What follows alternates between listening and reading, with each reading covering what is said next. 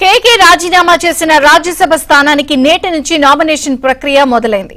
ఈ నెల 21 వరకు నామినేషన్ల ప్రక్రియ కొనసాగనుండగా నామినేషన్లకు ఉపసంహరణకు గడువు ఈ నెల 27 వరకు ఉంది. సీఎం రేవంత్ రెడ్డి ఢిల్లీ పర్యటనలో అభ్యర్థిని ఖరారు చేయనున్నారు.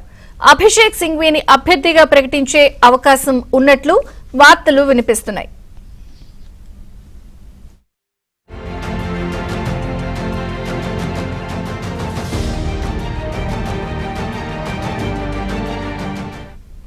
కేకే రాజీనామా చేసిన రాజ్యసభ స్థానానికి నేటి నుంచి నామినేషన్ ప్రక్రియ మొదలైంది. పూర్తి వివరాలు తెలంగాణ బ్యూరో ఇన్ఛార్జ్ నవీన్ అడిగి తెలుసుకుందాం. నవీన్.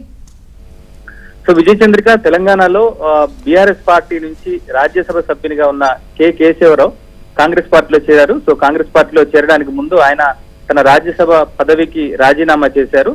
సో దాన్ని రాష్ట్రపతి కూడా ఆమోదం తెలిపినటువంటి నేపథ్యంలో సో ఇప్పుడు తెలంగాణలో మళ్ళీ ఈ కేకే రాజీనామా చేసినటువంటి స్థానానికి ఉప ఎన్నిక అనివార్యమైంది. అయితే ఈ స్థానానికి ఎవరిని రాజ్యసభకు పంపుతారన్న దాని మీద తీవ్రంగా చర్చ జరుగుతుంది. సంఖ్యాబలంగా కనుక చూస్తే ఎన్నిక లేకుండానే, పోలింగ్ లేకుండానే ఏకగ్రీవంగా ఇది కాంగ్రెస్ పార్టీ ఖాతాలో పడనుంది.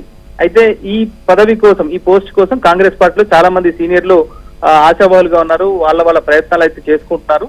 సో తొలుత తెలంగాణ నుంచి రాజ్యసభకు అజయ్ మాకెన్, కాంగ్రెస్ పార్టీ సీనియర్ నేతగా ఉన్నటువంటి అజయ్ మాకెన్ పంపాలని కాంగ్రెస్ పార్టీ భావించినప్పటికీ కూడా అభిషేక్ సింఘ్వీని, కాంగ్రెస్ పార్టీ సీనియర్ నేతగా ఉన్నారు, ఆయన లీగల్ ఎక్స్పర్ట్ గా ఉన్నారు, గతంలో కేంద్ర మంత్రిగా కూడా పనిచేశారు.